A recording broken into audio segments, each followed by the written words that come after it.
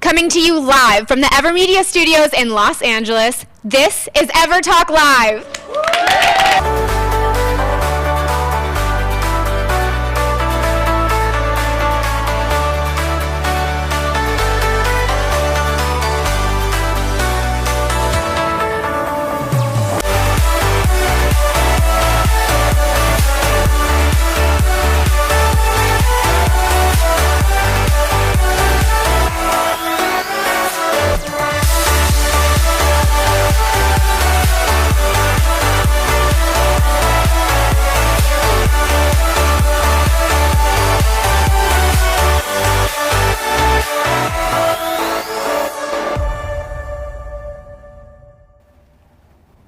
Happy Thursday, I'm Rob Mack. And I'm Jessamine Moyer. This is EverTalk Live, a daily dose of pop culture and positivity, a little happiness and Hollywood, coming to you live on EverTalk TV, on Apple TV and Roku, and of course streaming on all things social. Oh, I love it, the happiness and Hollywood thing. Jess, right? I just love that. Thanks your mom for that, of course. That was awesome. Absolutely, we love my mom and a little alliteration around here. It is indeed. How's your night? It was wild. Was it? It was wild. I went to the Wiltern for the very first time. I've been really into seeing live music lately. A little pattern interrupt, something just really just kind of take me out of my head and into the moment. And I saw Billy Idol. Oh, wow. Jane Lynch came on stage and did a performance. Billy Idol was there, and I was thinking, Billy Idol, and he was wearing the same outfit you only ever see Billy Idol in. The leather jackets. I mean, they were just incredible. So cool. Where was this at? It was at the Wiltern, and that's in Koreatown in Los Angeles, just right on Wilshire and Western. It was a blast. I had a really good time. I feel like I need to get to, I gotta get out more often, Jess. Thank God I have you as a friend. I was thinking the other day of my favorite concerts, the live performances I've ever gone and seen, and my favorite ones. Do you have a favorite live performance? Favorite live performance? Yes. Beyonce, and I saw her sing Amazing Grace a cappella, and it was in Beijing. Breathtaking. Ridiculous. I love that. I saw Dido one time when she was still undiscovered. That was profound. I mean, it was incredible. I was like, wow, she's really good. I think she could probably make something of herself. Turns out. Just wave the white flags. Oh my, yes, exactly. I don't even know if she even had created that song yet. It was pretty early in Philadelphia. I also remember going to see, I saw MC Hammer once. MC Hammer. And I saw, one of my favorite concerts though was Mariah Carey, because she sang the entire piano scale from one end of the piano to the other. Incredible. I just love that. Well, we had an incredible show yesterday and some very good insight. Let's take a look at the rewind.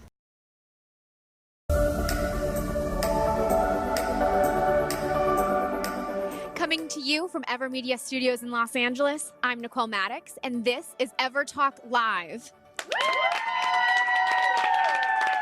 Happy Wednesday, I'm Rob Mack. And I'm Jessamine Moyer. This is EverTalk Live, bringing you a daily dose of positivity and pop culture. What are you waiting for, Rob? I'm waiting, I don't know what for. Maybe 30 more minutes of my schedule. So my mom called and she said, I just loved watching you and Rob yesterday.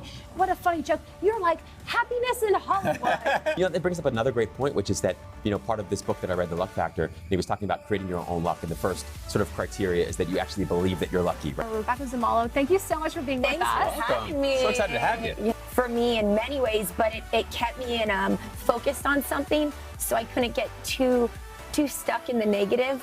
Sometimes things work out and sometimes they go in a different direction, but I have to be able to just kind of maneuver with that and know that there's something better coming along. I'm so excited to welcome Primetime Emmy Award winner Kim Estes to the show. Thank you so much for being with us. Oh, no. I thank you guys for having me on the show. I thought pleasure. Thanks, you were going to bring the Emmy. In fact, you wore it instead. I wore her. Come on. I gotta feel like you worked pretty hard, too. Who wouldn't feel lucky sitting right here with y'all? Who wouldn't? Oh, thank you. It's magical. Oh, what a great series of interviews, right? Oh, Great day. absolutely. Kim Estes, what a legend. He had that listener's charm. Yes. When they really connect, they look at you in the eye and you can tell they've got some sort of magic. That man had it. I thought he was going to wear bring his Emmy. He wore the Emmy.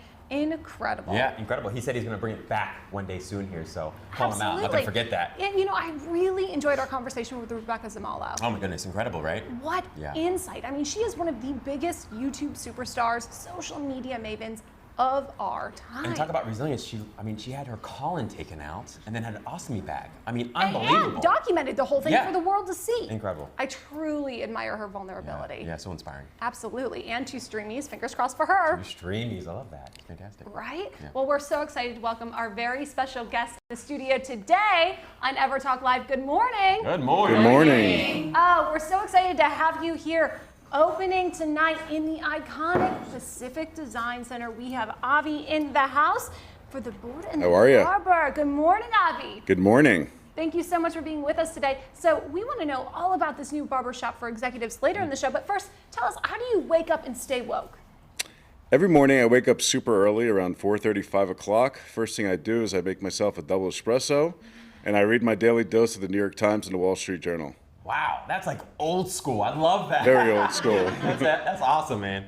Still reading the New York Times and the Wall Street Journal. I can appreciate that for sure. Thank you. Absolutely. Ivy Claire is with us. She's a novelist, a writer, and finding strength against small odds with her latest children's book coming from Kobe Bryant's production studio, right? Oh, good morning. Good morning. We want to know all about this children's book in a very important conversation later in the show. But first, tell us, how do you personally wake up and stay woke? Well, I have a nearly 5-year-old daughter, so I don't have the option of waking myself up in the morning. She runs into my room every morning around 6:30 and jumps on me and lies in bed with me until I possibly can't take it anymore and have to convince her to go downstairs and have coffee. At which point she helps me make coffee and pancakes, and then by the time we're done with that, we are completely wide awake. I love that. She smothers you with love. I guess. Nothing like having a built-in alarm clock. It's true. 5-year-old built-in alarm clock. Right? Well, blazing a trail of glory in music and martial arts. Faith the Lioness is in the house. Good morning, Faith. Good morning, what's up? Oh, we're so excited to have you here. We want to know all about this fight that's happening this weekend and, of course, the second season of your show. But first, tell us, how do you wake up and stay woke? You know, every day is different, but usually I'll wake up, caress my dog because she's my love, and a cup of coffee and a good workout. What kind of workout do you do? Ooh, like I said, every day is different. Some days it's legs, you know, I got to get the booty workout in. And then next day is arms, you know, abs is every day because it's the core. You got to have that right and tight. So, yeah, and of course hitting the bag, so. Yeah. Assume it has something to, involve something around beating up other people. Like a Yes, lion. I'm a lion. That's Exactly. it. That's it. Well, we're so excited to be keeping it 100 this morning with That's the right. latest show, Keeping It 100, and the hosts Tara Connor and Jess Landon. Thanks so much for being with us, ladies. Thank you. Congratulations on your new show on EverTalk. Thank you. We're so excited to know all about that and your special guests later in the show. But first, tell us, how do each of you wake up and stay woke? Good question, because I am very pregnant and I can't drink the amount of coffee I typically would.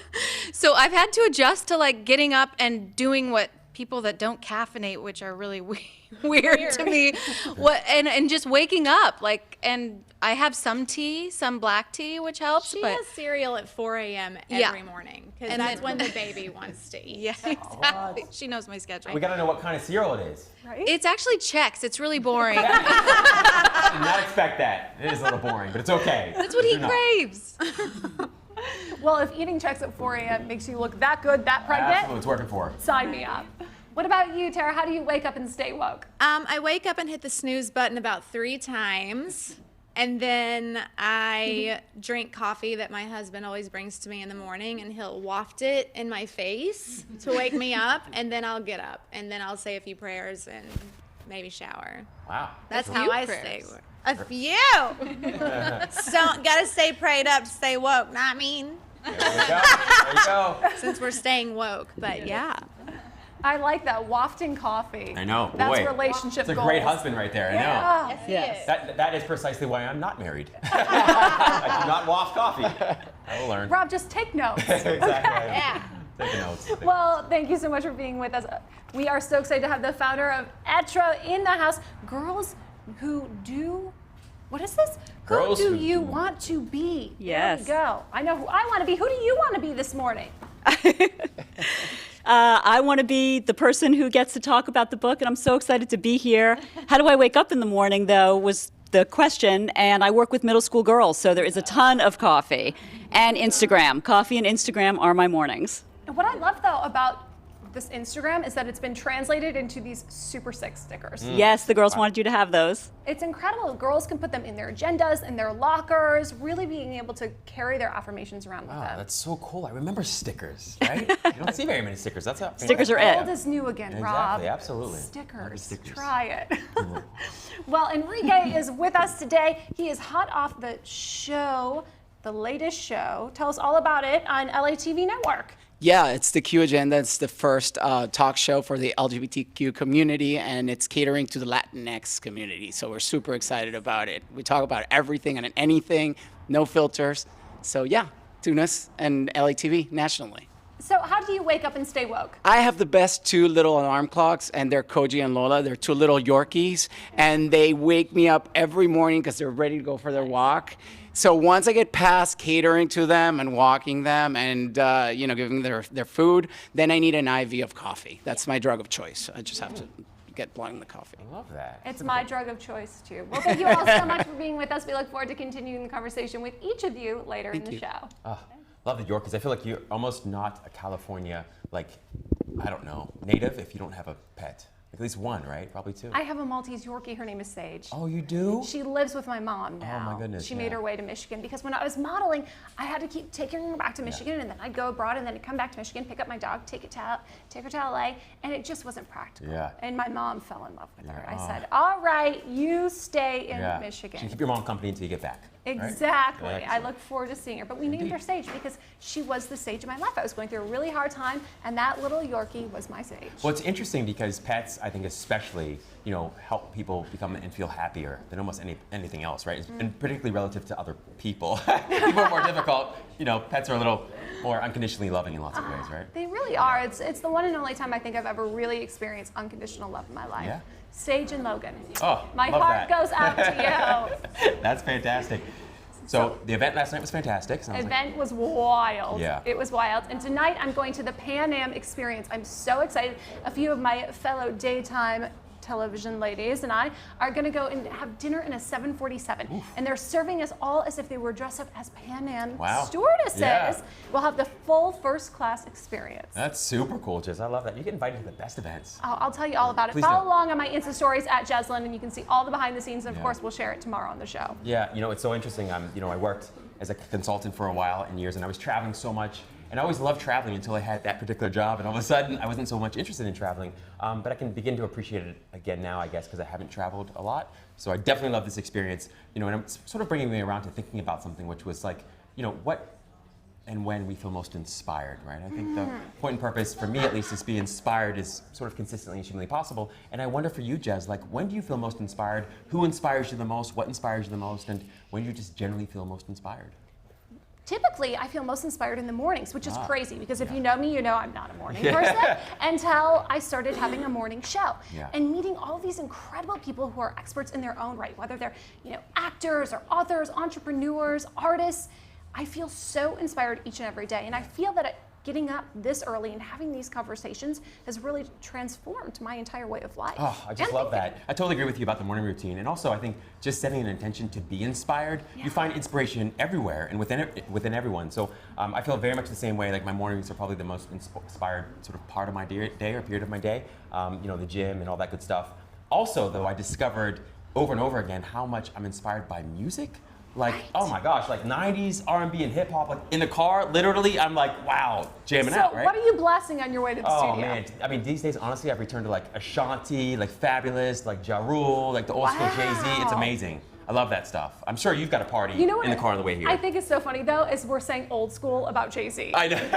What? Yeah, well, we're talking Reasonable Doubt. And, Are we getting that old, Rob? No, we're not. We're not. Jay-Z's still cool, right? Oh, 100%. But he's had he came out with almost an album a year forever, Oh, yeah. So he's got a lot of them. And but music, and the other thing I've always been inspired by is athletes. I mean, just seeing people do things that I can't do or I haven't done is inspiring to me. So whether it's athletes or artists, but folks, and particularly those folks who are doing something maybe I haven't done or I'd like to do that came from a place that was maybe even tougher and rougher than the way I grew up, right? I think that's always inspiring to sort of hear those stories and see people accomplish things that, for all intents and purposes, maybe they couldn't have or shouldn't have.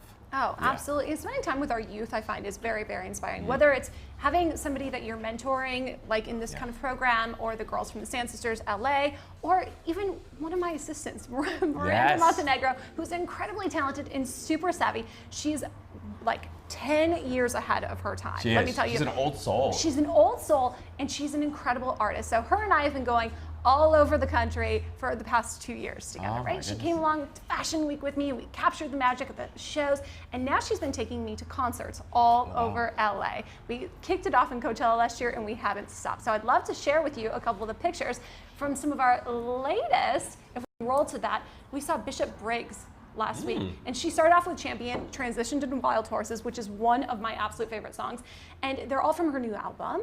It was a belated Halloween. Check her out. Wow. Right? Yeah.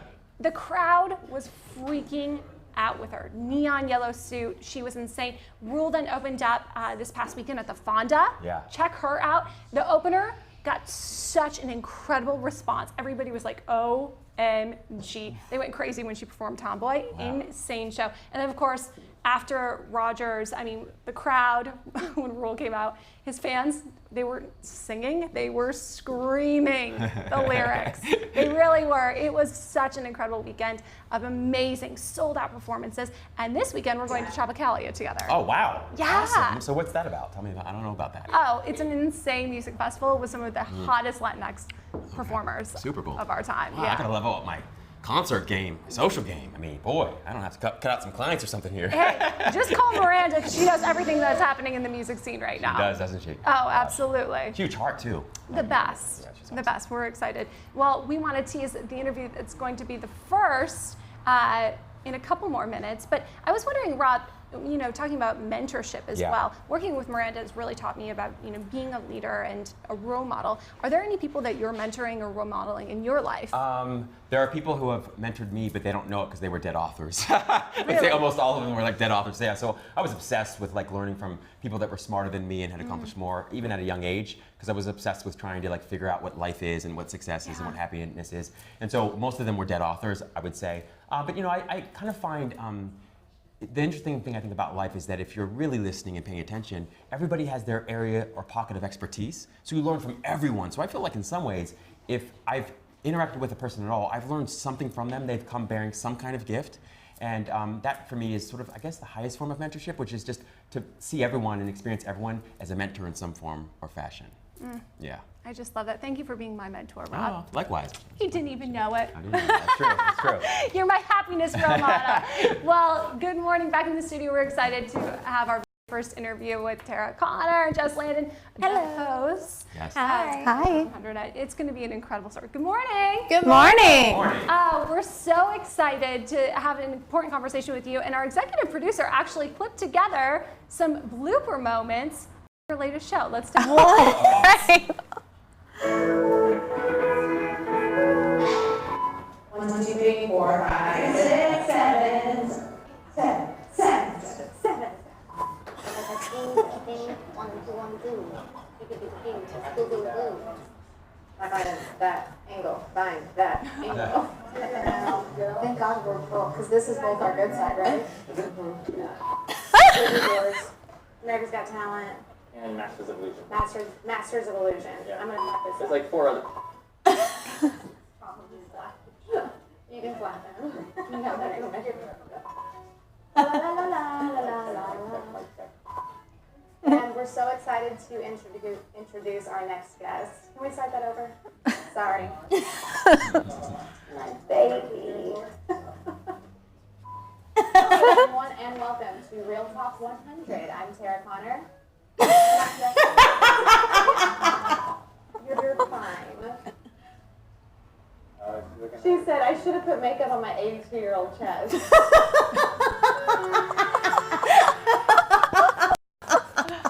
That's awesome. Appropriately titled. Yes, it is. Exactly. I love your blooper reel. What's unfortunate is our bloopers just happen live. Yes, it's true. Exactly. Unapologetic. What's been your favorite part about hosting a television show so far? Oh Oh man. I mean, I think that it's just been the guests that we've had, and obviously we have a lot of fun watching the blooper reel and And together, I think because it's been such a sincere thing, it's like we're in our family room talking, so it's really just a fun conversation with really cool people. Yeah. That are dynamic and have been through crazy stuff, so it's just really just us getting to know and network and get to know these amazing, incredible guests. And Right. And and everyone is so transparent on the show, and we really just like to, like in the title, Real Talk 100, we like to kind of keep it 100 because I feel like a lot of us out there try to put on our Instagram life, but we don't really get to showcase what's really going on. And so I think our goal for each show is to really help the audience connect with the guest and kind of let them into their own little living room and understand how to get over struggles, because we all have them. Fantastic. Keep it at 100. Absolutely. More real talk coming up soon. Yeah. Where can you watch the stories of people changing the world? EverTalk TV, the Netflix of talk.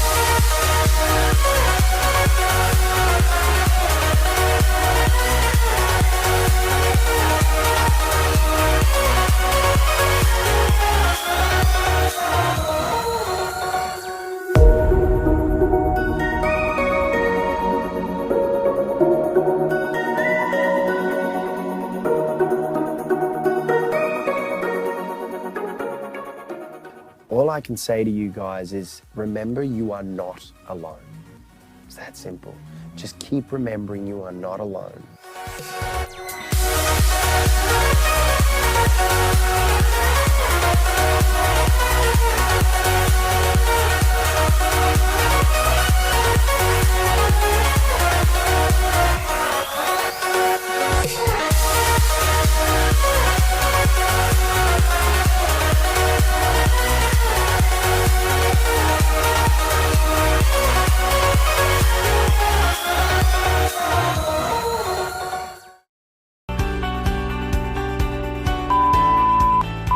We look good. All of us. We are so hot and humble. You know me, I gotta follow the light. Yeah, girl. It's all about that light. I saw that light over there. I said, this must be my light. What are we doing? You laugh, you story. Our producer's messing up the set. Security. Thank you. That was awesome. I was like, are we going into infomercial already? Where's the 1-800 number? I don't know how we need to have these bloopers. Well, there you have it. Yes. You guys can binge watch all of our episodes on upgradeyourlifetv.com and on the EverTalk app. Bye, guys. Bye. EverTalk is #community powered, so we are excited to offer you a free 30-day subscription to explore the talk shows that will bring you timeless entertainment and evergreen conversations that will inspire, uplift, and empower you anytime, anywhere at EverTalk TV.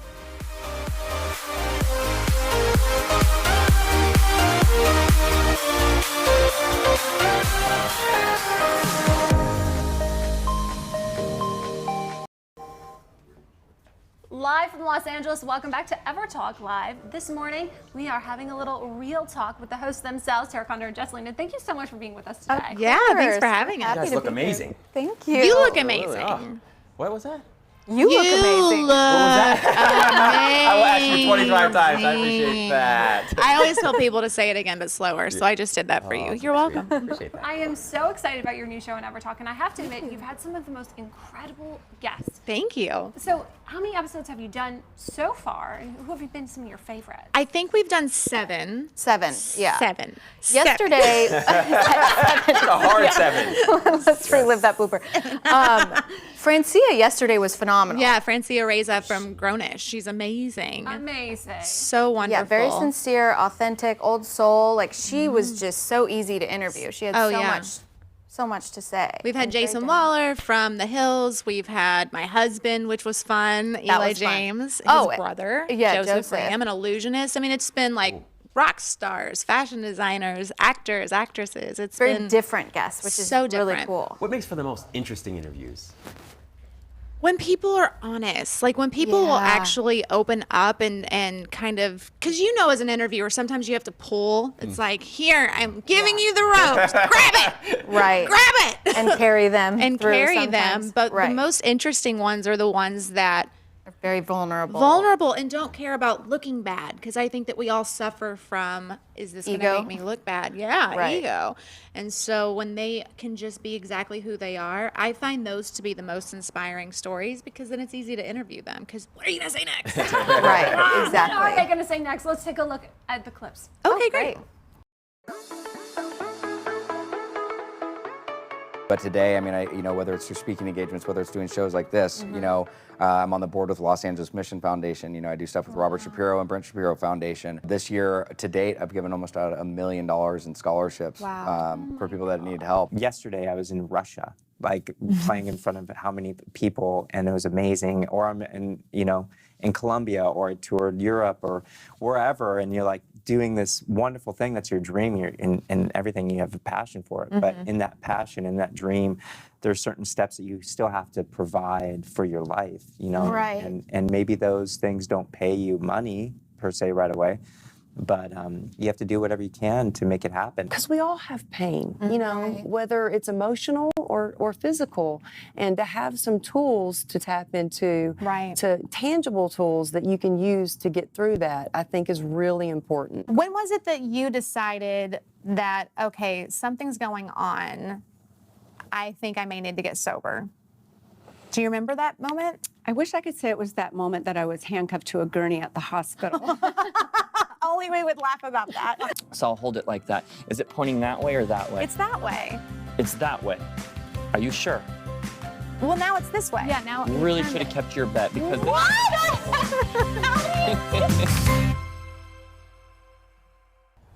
That was really creepy. Yeah, Wow. so cool. That's amazing. I'm obsessed with illusionist. And, like, Oh, magicians. yeah. Really? Yeah, super cool. It's fascinating. Yeah. So did he teach you anything like how he actually No, does it? I wish. That's my brother-in-law, and he never shows me anything because real magicians, they don't tell their secrets. True. They just don't. Yeah. Speaking of not telling your secrets, Okay. though, you're telling a lot of secrets, right? You're being very vulnerable with this real talk. What was the genesis for this idea? What inspired you two to come together, to have these conversations, and do so publicly? Well, I think both of us have had some pretty public spirals.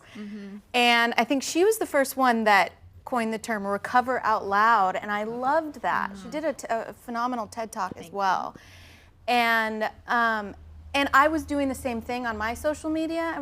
It was a couple years into sobriety. I started posting about it, about my spiral. I had a brain hemorrhage. I mean, I had a lot of bottoms, but I shouldn't be here. And I wanted to share, like, look, this thing doesn't discriminate.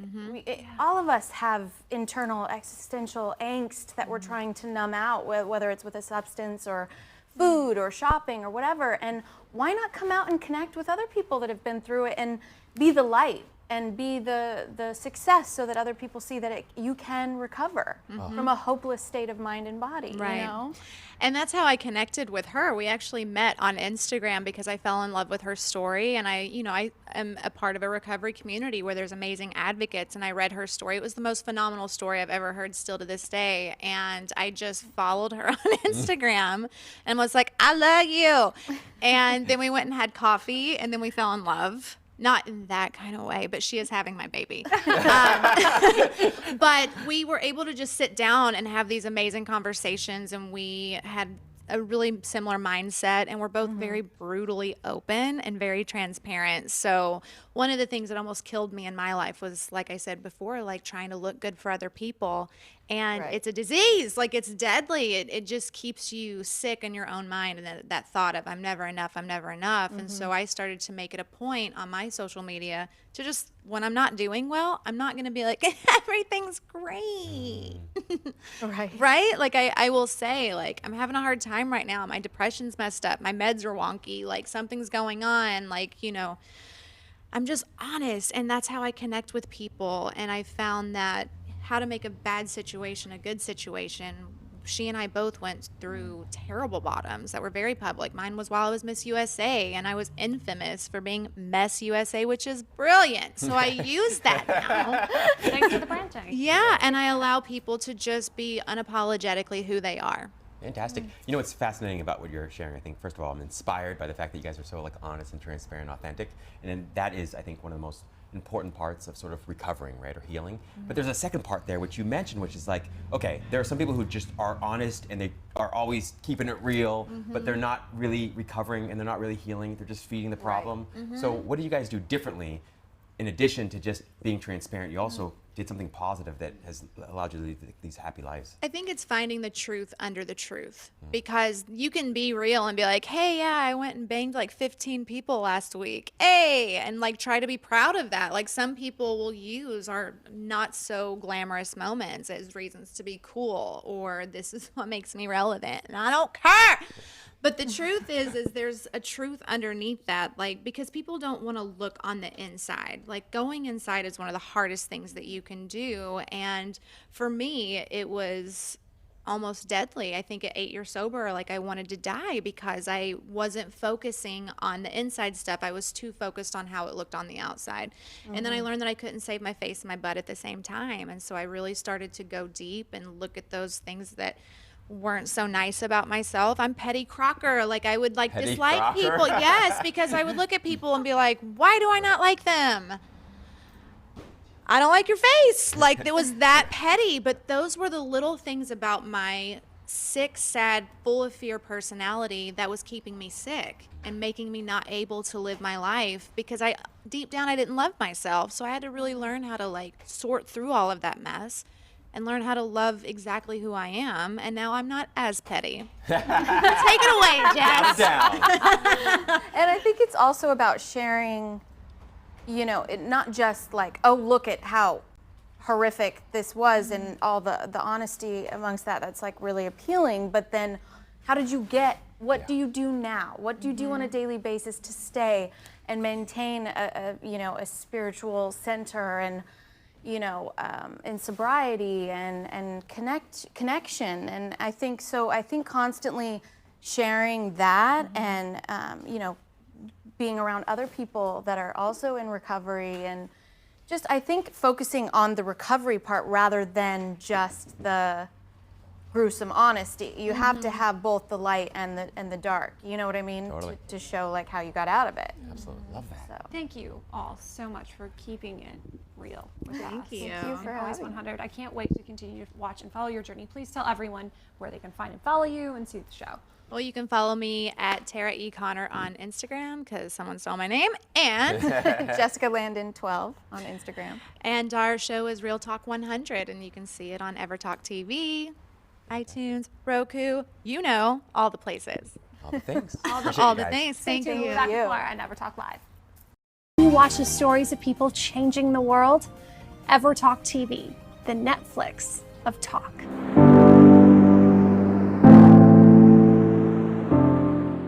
Who are 5 people that are the wind beneath your wings and in creating your legacy? Wow. Wow. That is... They can be living or past. I know. This is like, I don't want to cry. Like seriously, it's like when you... Tears of joy. Like, no, it's like, I feel it right here. It's like, oh man, this is really tough for me.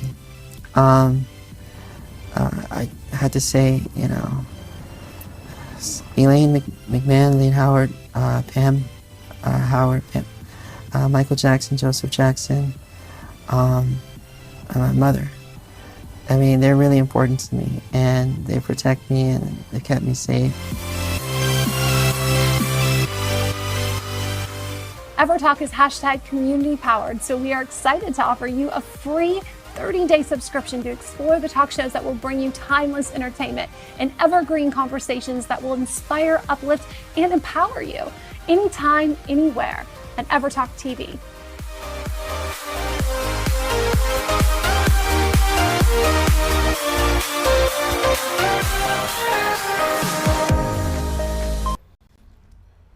Welcome back to EverTalk Live. We have two incredible hosts with us of the Q Agenda. Congratulations on the show, by the way. Thank you so much. Yeah. I'm so excited We're synchronized. about not only the message, but about the cast, too. So tell us a little bit about the people you're working with and what brought you all together. Well, I mean, we're super excited about the show. The network started with a show titled Glitter Bomb, and we had only 3 gay males hosting it. And we went back to the drawing board and we thought, if we're really going to be inclusive and we're going to talk about the issues that are affecting our community, we have to mix this up. And we found the incredible Juliana. So we have, now it's Juliana, we have Victor, who's Afro-Latino, and he has that perspective. He's an incredible makeup artist. And we have Liana Carrera, who is a lesbian comedian. So we have all the points of view now. As a gay man, who's an immigrant, the trans woman. experience, the comedy from Liana as a Cuban, who grew up in the United States, American, Latino, and then Victor with the Afro-Latino perspective. So we can talk about everything and anything under the sun. Oh, I just love that. So how does that diversity sort of among like sort of race and color and gender and sexual orientation also play into diversity of thought and perspective?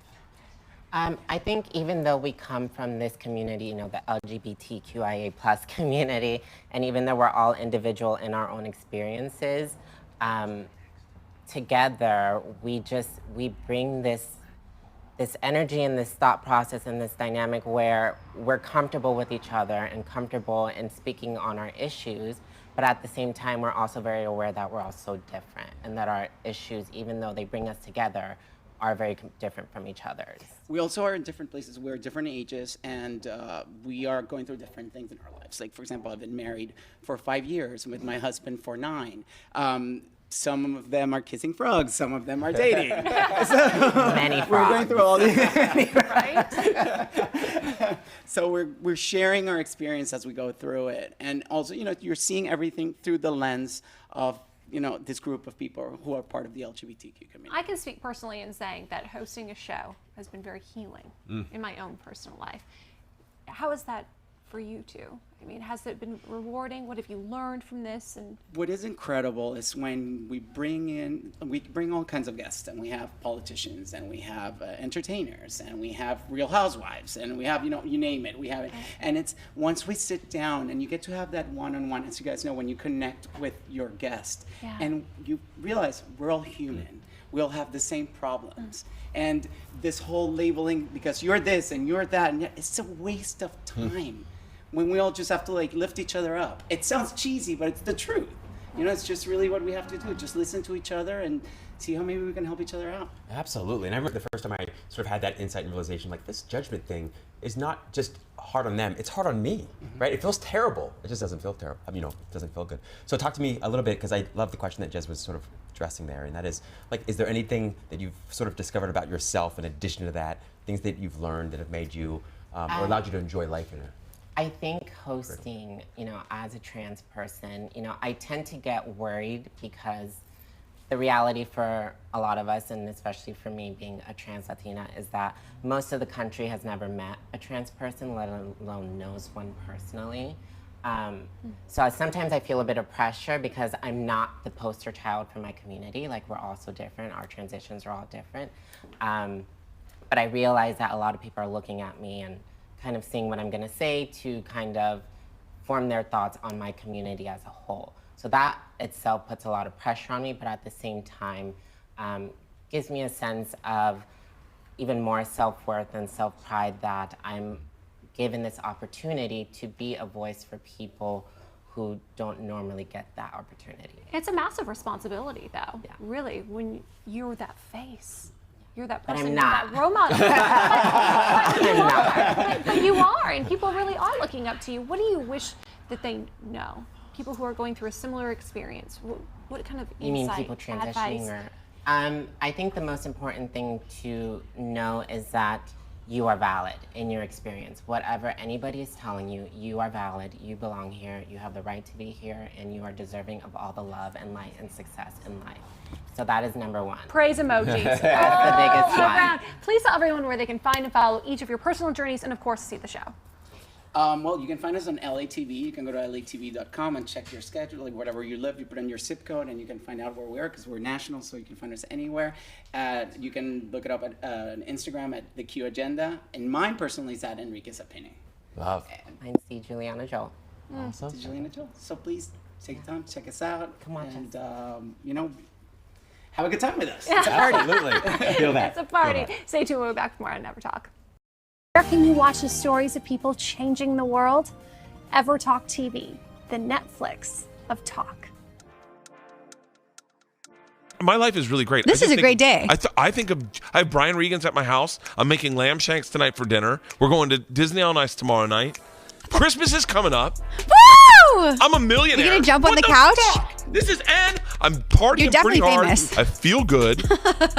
Does life get better? I don't think I love this. I'm a very, very, right now I'm the happiest I've ever been in my life. I hope this is like all gonna, no, selfishly, I hope this is all gonna like come to me. I'm the lucky. If you stick around me enough, I'll get you lucky. I feel like some people have magic. I know that's weird, but you know that neurologists have this idea that they can almost quantify like a magnetism that leaves your brain when you have a thought. Yeah. And like you actually like omit an energy. Like a lot of people like believe in really smart people believe this. Yeah, I believe This that. is not EverTalk is hashtag community powered, so we are excited to offer you a free 30-day subscription to explore the talk shows that will bring you timeless entertainment and evergreen conversations that will inspire, uplift, and empower you anytime, anywhere at EverTalk TV.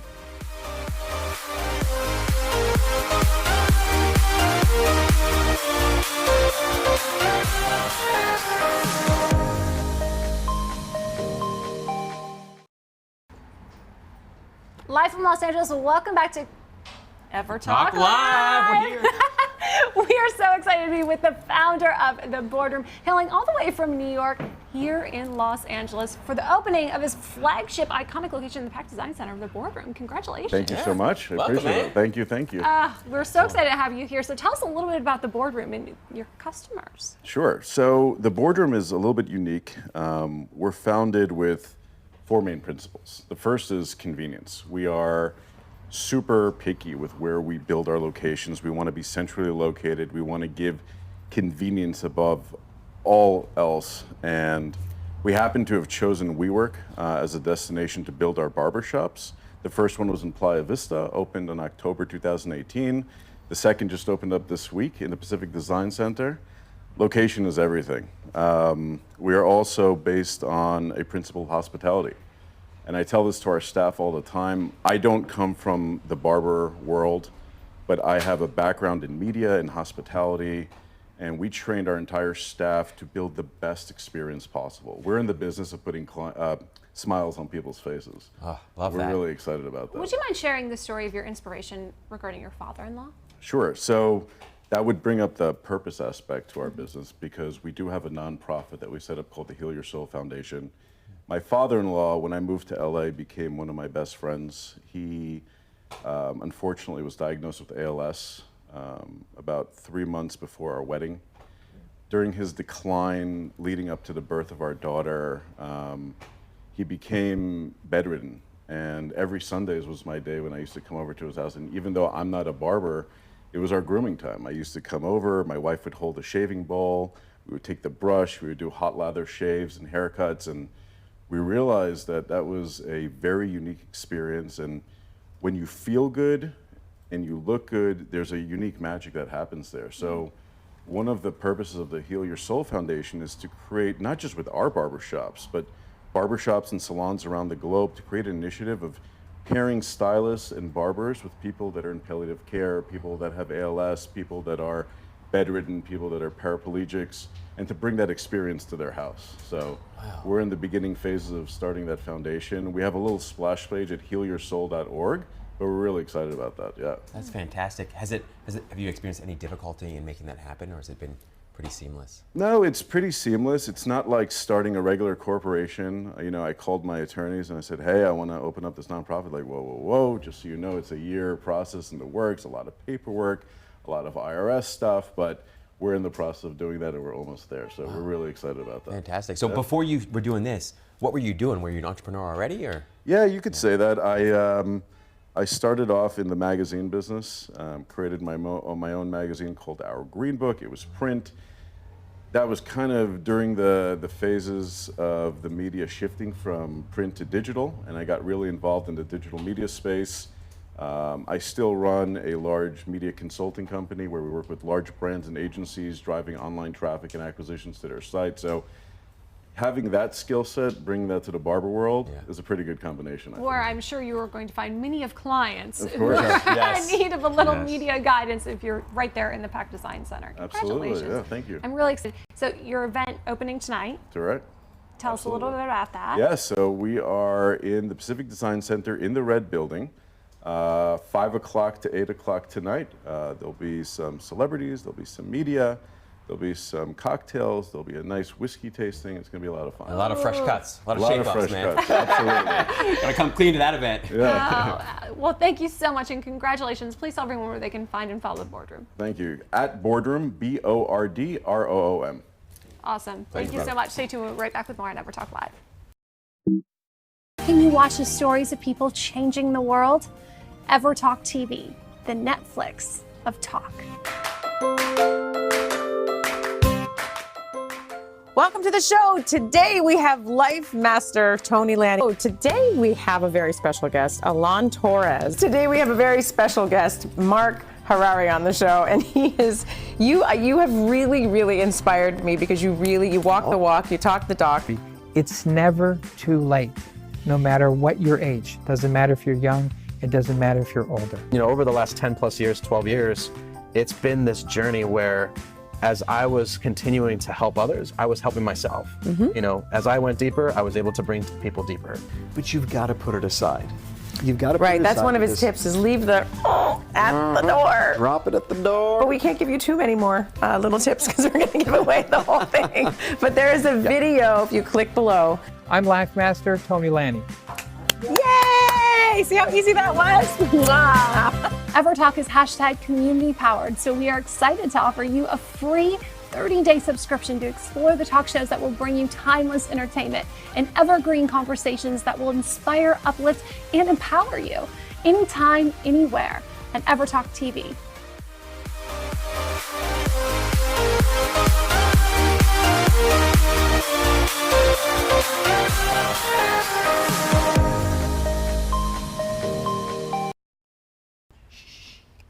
Welcome back to EverTalk Live. We are here with Ivy Claire. She's an incredible writer, novelist, and today we're celebrating Epica and finding strengths against all odds. Thank you so much for being with us today. It's great to be here. Congrats on the book. Thanks. So tell us a little bit about the book and your collaboration with Kobe Bryant. So this is a book that Kobe and I started working on about 3 years ago. He called me out of the blue one day. He was looking for a novelist who was also an ex-professional athlete, and I used to be a professional squash player, and who also had a degree in classics, which I think I was the only person on earth who fit this description. He had this wild... True. Yeah, for sure that.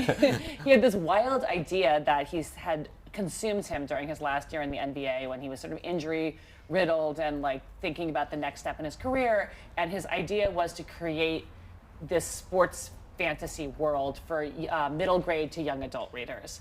And he said he spent all the time like on the sidelines in the hotel rooms just like developing this world in his head, and like it became an obsession. And the year he retired, he started to make this come to life. So he hired a bunch of writers. I was the first one. And this was the initial way into the world. It's set in this alternate version of classical Greece, where sports have replaced sort of war and politics. So there's two rival factions, the dreamers and the realists.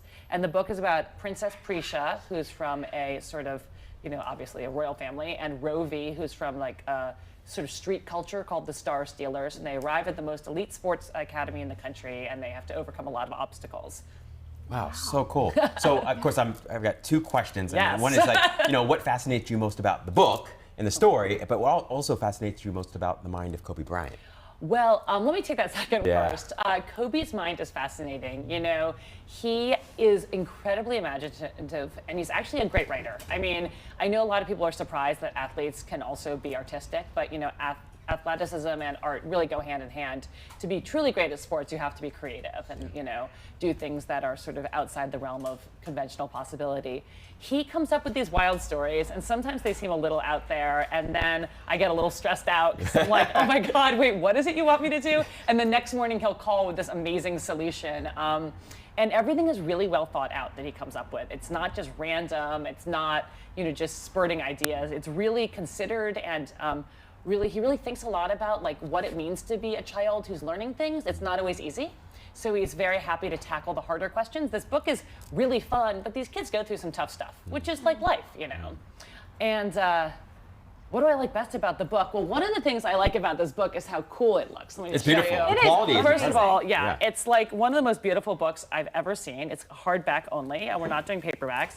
And look at the pages. Wow. I mean, it's pretty great, right? Really beautiful, The yeah. colors mirror Princess Prisha's emotional journey through the book, so it really changes colors. It's like a hypercolor shirt, and so that's what I love it. The fact that like I think it's so well written and it was so much fun to write, but the production values they did on this book really it's the like mirror like how great the words are. It's just incredible. Oh, beautiful. Yeah. It's fantastic. It's also a message about channeling emotion. Yes, for children. absolutely. And what's that experience been like for you as a mother and witnessing your daughter learning how to channel her emotions? Question. Well, I'm not very good at having her channel her emotions. That's my greatest failing as a mother. She's just an emotional roller coaster all the time, which is great. You know, I think she should express herself. Maybe not quite so much so early in the morning, but no, she's. You know, it's hard for kids to understand what they're feeling inside all the time. You know, and that those emotions and the way she's expressing them have an effect on other people. And so it's that's the biggest challenge is sort of allowing her to be expressive of her emotions, but also to like allow her to have those feelings. Like rein her in, huh? Yeah, totally. Yeah. You don't want to do too much. Yeah. As kids, I think my parents channeled it right down the candy aisle. Yeah.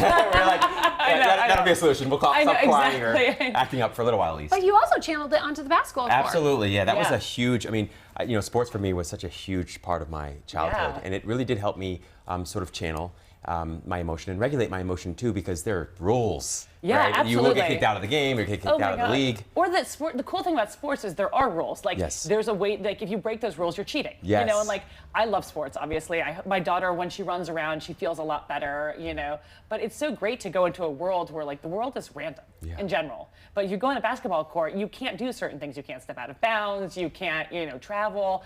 You know, I just think that sports provide this regulation that we're missing in real life. I love this point, and it's been sort of one of the challenging opportunities of my life, which is to understand sort of like the places where rules are really important, but then the places where actually sort of being ruleless is more important. So like creativity or writing a book, that's when you want to throw a lot of the rules out the window. Well, it's a really funny point you bring up because this book, as I mentioned before, there are two rival factions, the dreamers and the realists. Oh. And they have two approaches to that. So the realists are very rule driven. And not that the dreamers cheat at all, but they have a more creative approach to solving problems. So the realists go in and they're very direct and they're very like literal, and the dreamers have a much more creative approach. So it's like two different interpretations of following the rules. So it's really interesting. That's super cool. Yeah. So are any of the characters kind of Kobe Bryant version? He and I both say all of them are all of us. Like he and I see ourselves in both of them, and both Rovi and Prisha. There is this third character, Vera, who's sort of the most pure embodiment of an athlete. She's super competitive. Her story sort of is the true sports story, and we both love her because we see ourselves in her. Like she's super driven, but her emotions can get the best of her. Because a lot of the book is dealing with, and one of the reasons Kobe wanted to write this, especially for young athletes or really anyone, because athletics are just one form of like expression.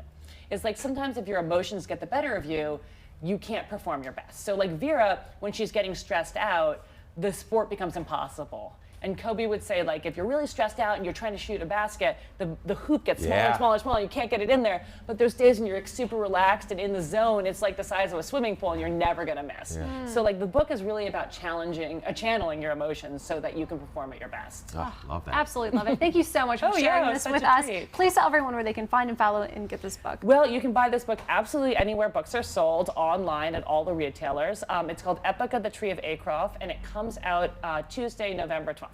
Congratulations. Amazing. Thanks. Thank you so much, Ivy. Stay tuned. We'll be back with more on EverTalk Live. Stories of people changing the world.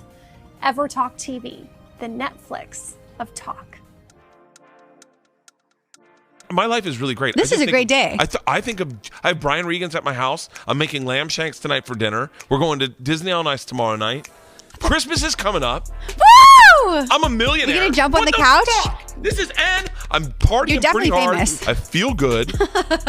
Does life get better? I don't think I so. love this. I'm a very, very, right now, I'm the happiest I've ever been in my life. I hope this is like all gonna, no, selfishly, I hope this is all gonna like come to me. I'm lucky. If you stick around me enough, I'll get you lucky. I feel like some people have magic. I know that's weird, but you know that neurologists have this idea that they can almost quantify like a magnetism that leaves your brain when you have a thought. Yeah. And like you actually like omit an energy. Like a lot of people like believe in really smart people believe this. Yeah, I believe This is that. not- EverTalk is #community powered, so we are excited to offer you a free 30-day subscription to explore the talk shows that will bring you timeless entertainment and evergreen conversations that will inspire, uplift, and empower you anytime, anywhere at EverTalk TV.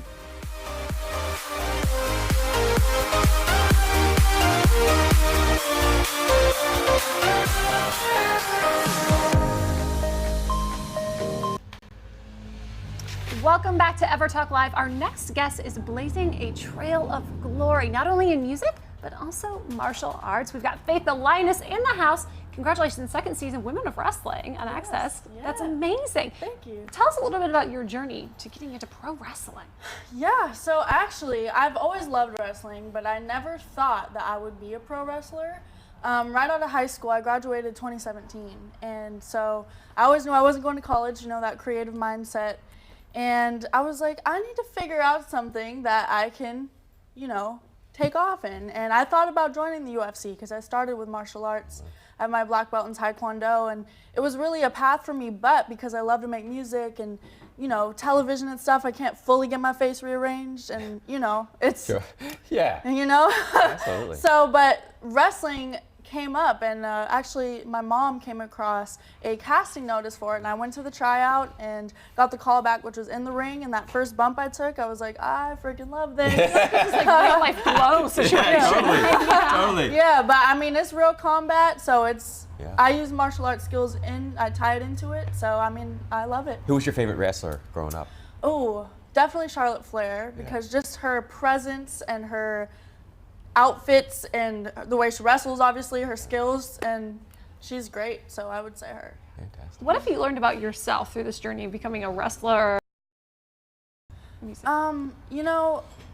You learn a lot about yourself, and I just turned 20 in August, so through the 20 years so far, I've been in entertainment since I was 4, so it's a hard industry. It's cutthroat, and you learn to get that thick skin and heart of a lion. You feel me? But you learn, like, that moment in the locker room, either before a match or after a match, looking at yourself in the mirror, thinking in the beginning, like, what? Like, this is crazy. Like, I'm about to go fight this girl out here. Like, this is crazy. And all people are waiting. Yeah. To watch. Yes. Yeah. It's crazy. And then after that feeling, when you're like, I did it. Like, it hurts, but I did it. Like, I'm good. Like, that was awesome, and I want to go back out there. It's like when you first go on a roller coaster or like a crazy water slide, you're scared at first, and you're like, oh my gosh, I don't know. And then once you do it, you're like, I want to go again. So what do you tell yourself to really like psych yourself up before you get in that ring, before the fight? Yeah, honestly, music really pumps me up, to be honest. Dancing and just getting in that zone, My entrance song is actually called We Flex, and I come out and perform it with some dancers before I, get to it, get down to business. But I would say what I say to myself would be, you got this. Don't worry. Have faith in yourself. incorporated in the name, you know? That's awesome. And having faith is having something that you can't see. So you can't see that moment yet, but you just got to know that everything's going to be cool. I pray. Yeah. Dear Lord. Yeah, fantastic. So August birthday, you're a Leo, obviously, Yes. that lion, lioness. Yes. And so does that faith come with sort of just being like Leo? Were you born with that faith? Is it something you've had to build and cultivate? I mean, I honestly give that credit to my parents. They have been so supportive and so amazing. And with anything I want to do and pursue in life, they've always been there. And it's so funny because after a match, my mom is like, "Are you okay?" Like, she's freaking out. And like, so honestly, a big part of it is me.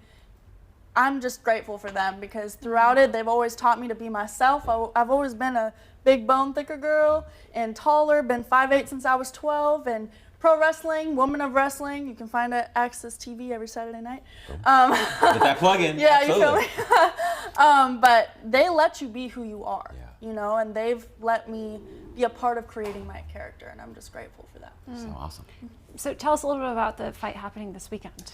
Okay, so it's actually a rematch. I fought her in the first season, and I actually fought her also at LA Comic-Con a few weeks ago.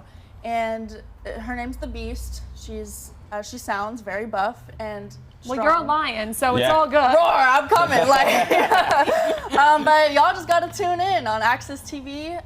It's 5 o'clock Eastern Time and 8 o'clock PST. So you'll just gotta tune in and find out. Amazing. And where can everyone find and follow your personal journey on Instagram? Yes, my personal with music and everything is at Real Faith Music, and my pro wrestling account is wow_the lioness, and make sure to follow at Wow Superheroes as well. Just wow. No more words. That's Just all you need. wow. That's all you need to know. Fingers Absolutely. crossed for you this weekend. I appreciate you. Thank Stay you, tuned. guys. We'll be right back with more on EverTalk Live. You watch the stories of people changing the world? EverTalk TV, the Netflix of talk.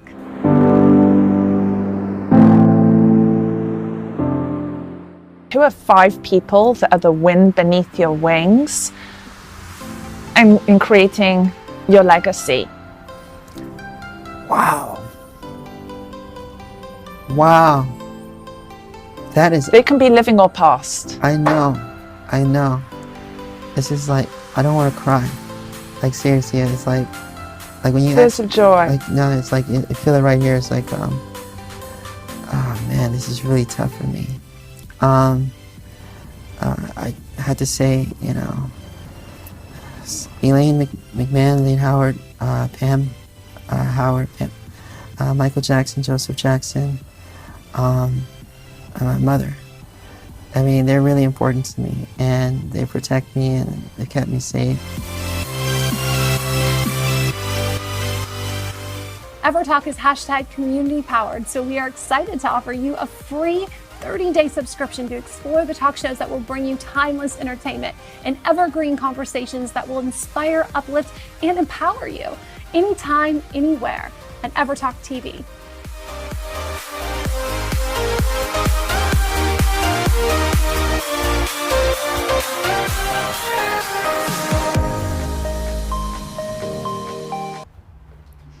Live from Los Angeles, welcome back to EverTalk Live. We are here with Alana Rea, the founder of Être, and we're having a conversation about who do you really want to be? Closing the confidence gap for young girls. Yes. Let's talk a little bit about that. What was your, idea behind this, your inspiration? So originally, I was a lawyer for a long time and loved it. Loved being a lawyer. And when my daughter That makes you one of very few. I know. Everyone's waiting for the bad lawyer story. I don't have them. I loved it, loved my firm. Yeah. And when my daughter was in middle school, I realized that she had no idea what I was doing every day at all. I'd go to work, I'd come home, no idea. And she didn't know what any of my friends were doing. And I had these really accomplished friends with great jobs. And I kept thinking, she's not seeing it, and this is easy to fix. So I started taking her to lunch, just small little casual lunches with some of my friends. Let's go see what a surgeon's life is like. Let's go see what it's like on Wall Street. And she loved it. And later on, when I was ready to retire from law, I felt like it's not the last job I'm supposed to have. And there are more middle school girls out there. I could do this. Yeah. And I started it, and I called it Être because it's the French word to be. And the idea is asking girls at a young age, at a crucial age, Who do you want to be? I just love this, and I remember struggling with that question my entire life, really, is like who I wanted to be and what I wanted to do with my life. And part of the problem was I wasn't aware of all the possibilities that existed. Right. And the second problem was that I had an idea of what the job would be like, but it was much different in reality. Right. And so you're giving them a taste of both. Well, we're going into companies, and it didn't start out that way. I built a website and I started a board of middle school girls because I needed real feedback. So we now have a board of advisors of 70 middle and high school age girls, which is incredible. But when we first started, the girls said, we're interviewing all these women. I wish we could meet them. And I thought, well, we were a year old. We're too small. They're not going to come to us. Let me see if I can do the same thing. Let's go to them. And Spotify hosted our first one. And I took 10 girls in. And we've been to Google and YouTube and the stock exchange. But that point of them seeing it, it's not the same thing as saying, oh, look at this quote that this woman gave. They're seeing her at her desk. They're seeing her with her assistant, with her team, and they're watching it. And it makes all the difference. Just fascinating. So Yeah, it's neat. powerful. Who was that woman or man in your life who really inspired you? who I had mentored you? so many great mentors, and they were men and women. My grandmother was a lawyer when women really were not. So 1936, she became a lawyer. Wow. That really inspired me. But at my law firm, I had tremendous mentors, men and women. And I honestly think there's no one you can't learn from. And so part of what I talk about in the book is, if you can't stand in front of a Google engineer and hear her story, you can read books, you can interview people, you can message someone on Instagram. And you can learn from anyone. And I've found that in my life, that there are so many people where just a casual conversation and it's impactful and you remember it later. Just fantastic. What have been some of the greatest lessons that you've learned from these mentors, whether they're virtual or live? For me or for the girls? I guess both. I've learned not to underestimate the girls. The questions they are asking when we walk into these companies will astonish you. You know, we stood at Viacom and I had one girl ask someone, what motivates you more, being competitive at work or being passionate at work? And I was like, okay, that's a really great question that I didn't. She's going to do the hiring fraud now. The lesson to me has been, don't for a second underestimate middle school girls, and it's easy to do. We tend to think of mentorship as a high school thing or a college thing in preparation for that internship, but it's not. Middle school is when girls are quitting things at twice the rate of boys sometimes, in sports, a hard math class. If you can grab them at that middle school age and say, look at that, she didn't quit, and now look what she does, it's really interesting. I think for the girls, they've met engineers, and when an engineer looks at a girl and says, oh, I hated raising my hand in math too, but now look where I work. Or, yeah, I was scared to try out for the play, and now look what I do. That kind of stuff, when they see the women who had exactly their concerns, and everyone remembers what it's like in middle school. Do you have any advice in having that conversation with the young girls in middle school to get beyond the I don't know answer? Who do you want to be? And the first response typically is going to be, I don't know. Well, because I'm not asking them necessarily, what do you want to be? The career thing is later. I'm talking about what kind of girl do you want to be, and it translates into how you can go and change the world. Do you want to be brave? Girls are going to say yes. Well-read, smart, innovative. And in the book, we talk about and highlight girls their age that are doing these things. Innovative girls that are bringing products to market. One of our girls invented a heated lacrosse stick, charges with a cell phone charger, because she played lacrosse in the Northeast and her hands got cold. It's brilliant. Right. I played baseball. That would have been very helpful. And there are a whole bunch of colleges now testing out this product, and there's an interview with her. The 3M has a science contest, which is incredible, young scientists, and the girl who won it this year is 14. Wow. So they see examples. It's incredible what they're able to do at such a young age, but is there just that much more pressure on them? Because the comparison, the social media, oh great, now I'm supposed to be an entrepreneur at 14 too. I'm still trying to figure myself out. I mean, hopefully it's not pressure. Hopefully they see a lot of stuff on social media, this very curated, perfect life, but let's show you a role model who just was interested in science, and maybe all of her friends were doing something else, and she stayed true to what she loved, and there are grown-ups out there who want to help you. 3M will give you a mentor. Parents will want to help push you forward if they see it's something that you authentically love. You don't have to stay with it forever. Try new things, start a new club, join something new. But I think you could look at it as pressure, or you could look at it as a springboard and the freedom to say, no, I believe you know this now. I believe you love this right now, and you're not too young to try try it. Oh, I just love that. I mean, great. what's so great about it too is you're right. It sort of helps folks develop, your little girls, develop self-awareness, Mhm. right? And part of that self-awareness is also being sort of clear that there's extrinsic motivation, that's Right. what everybody else is doing and what sounds kind of cool, versus what is intrinsically motivating. Yeah. Right. That which you actually genuinely yourself want to do Right. because you're passionate about And it. if it resonates with you, stay true to it.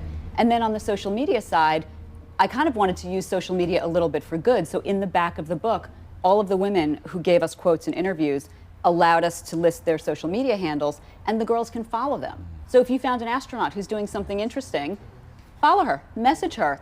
Let's use some of this connection for good. Absolutely, I just love that. Yeah. So I'm dying to know, where's your daughter now? What is she doing? Is she watching the products? My With a daughter mother like is you? 22 years old. She graduated from college, and she's looking at med school, and she's working in a lab doing neuroscience stuff that I can't even pronounce, much less understand. And she's thrilled with all of this, right down to the little Etra tattoo she got on her wrist. So she loves it. And not to leave my son out either, because I think I built this for middle school girls because I saw the confidence gap there. But there are a lot of things in there where I would tell my son and he's a junior in college, and I would want him to be inspired and believe in himself just as much. Yeah, it's a universal message. It really is. And people have asked, when's Etra Guys coming? And I get it, but but the confidence gap here is real, and it's not necessarily solvable in one step. But I think if you look at what really matters to girls and you offer them some resources and some role models, and you keep it free for everyone so the access is just there, I think nothing but good can come. I love that, and you're not just minding the gap, you're also closing the gap. I hope. Right, in this thing. Yeah, absolutely. I do. Yeah, it's huge. So how can everyone get involved? So there are lots of different ways. Our website is Etra Girls, E-T-R-E, girls.com. The book's available on Amazon, on Barnes & Noble, through our website. And we have after-school clubs, Club Etra, and that really can be anything that the girls want it to be. If you want to focus it on entrepreneurship, you use those resources. Financial confidence, community service. We bring in speakers, so they're after-school clubs. And are those just in Los Angeles or nationwide? no, I'm based in New York, and I've got clubs all over the place. Anywhere where the board members are, the clubs are springing up. I was just at one in New Jersey a couple days ago. And it's great because it's very girl-driven. Everything good that has happened with Etra has come from the ideas from the girls. I feel like I'm just the one who will fearlessly ask a company, can we come? But the girls have all the great ideas. So after-school clubs, these lunch and learn visits that we do, if you know a company that wants to host, we're happy to talk about it. If the girls want to bring someone in, we can do that. And everywhere on social media, at Etra Girls. That's exactly how this someone told a friend, someone tagged someone, and that's how we grew. That's fantastic. Who do you want to be? Thank Who you do you wanna so be? much for being a guiding light in our community. We Thank you really so much. appreciate Thanks you. for having me. Stay tuned. We'll be back with more on EverTalk Live. Stories of people changing the world. EverTalk TV, the Netflix of talk.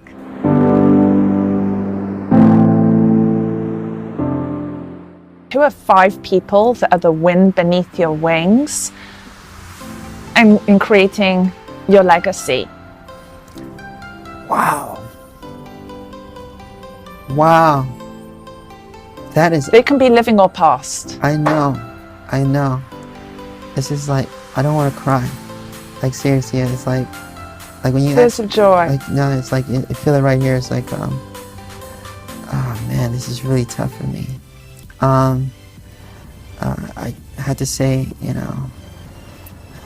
Elaine McMahon, Elaine Howard, Pam Howard, Michael Jackson, Joseph Jackson, and my mother. I mean, they're really important to me, and they protect me, and they kept me safe. EverTalk is #community powered, so we are excited to offer you a free 30-day subscription to explore the talk shows that will bring you timeless entertainment and evergreen conversations that will inspire, uplift, and empower you anytime, anywhere at EverTalk TV.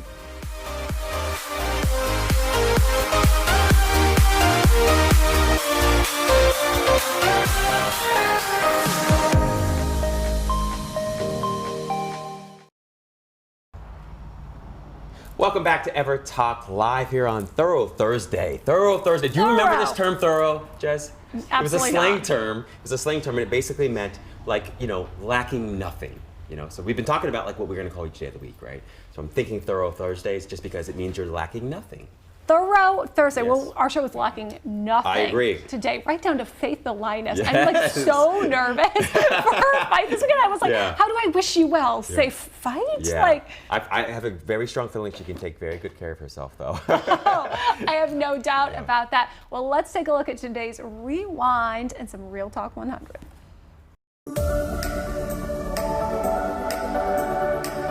Coming to you live from the EverMedia Studios in Los Angeles, this is EverTalk Live. This is EverTalk Live, a daily dose of pop culture and positivity, a little happiness and Hollywood. Coming to you live on EverTalk TV, on Apple TV and Roku, and of course streaming on all things social. I like that, wafting coffee. I know. That's Boy. relationship It's a goals. great husband right there. I know. Yes. That is precisely why I'm not married. I do not waft coffee. I love your blooper reel. What's unfortunate is our bloopers just happen live. Yeah, that's true. Exactly. What makes for the most interesting interviews? When people are honest, like when people will actually open up and kind of, because you know as an interviewer, sometimes you have to pull. It's like, here, I'm giving you the ropes, grab it.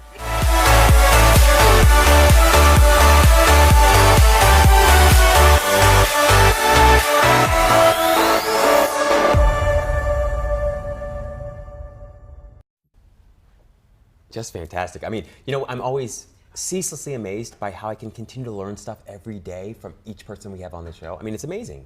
It's endless. It's endless. Yes. I always liked when she said petty faced too. Sarah Connor, she was like, I was petty faced. I was like, wow, I never even heard And that Petty one. Crocker? Petty Crocker. That's what it was. That's what it was. That was hilarious. Yeah, she had a ton of one-liners in there, boy. She could, Oh, you know, yeah. blow up Twitter with those. Amazing, Exactly. You know? It's And you know the what caption. else I loved about today's show, especially, is it reminded me of a talk that Sheryl Sandberg gave, the COO of Facebook, and what she said was that, you know, there are really three aspects to sort of being a leader, a thought leader, or a mentor. And one is bringing out the best in yourself, right? The second is bringing out the best in others. And the third is actually like business and financial acumen. But really, it's about having some kind of technical expertise in that space. And I think all of our guests did a great job of that today, right? Hashtag Thorough Thursday. Thorough Thursday, Jazz, that's right. We are EverTalk Live, coming to you Monday through Friday at 9 a.m. on all things social and Apple TV and Roku via the EverTalk app.